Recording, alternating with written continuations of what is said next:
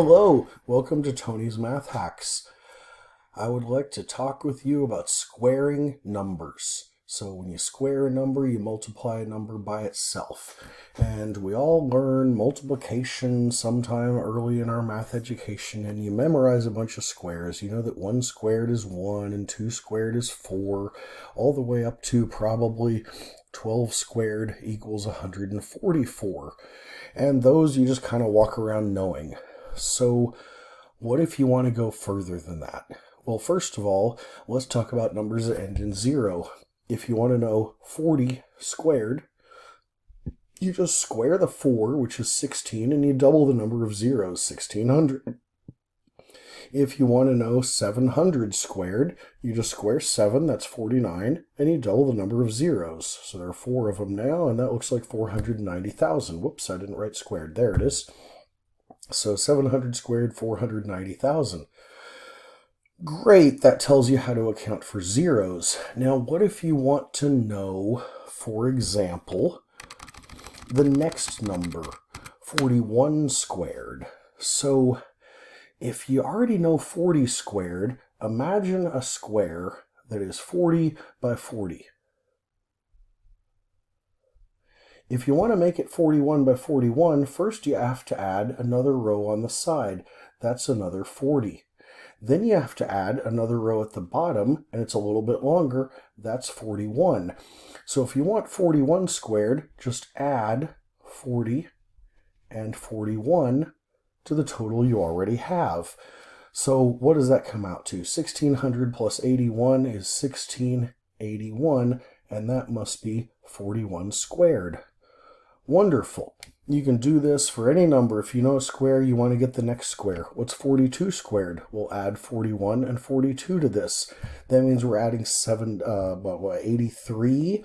So that's sounds like 1764 must be 42 squared. Wonderful. Now, if you just want to move on from 12 squared, you add a 12 and a 13 to 144, so you're adding 25 and you get 169. Nice. That's 13 squared. Now, here's a really great trick. What if you want to square a number that ends in 5? So first, let me show you what's going on if you square a number and a half.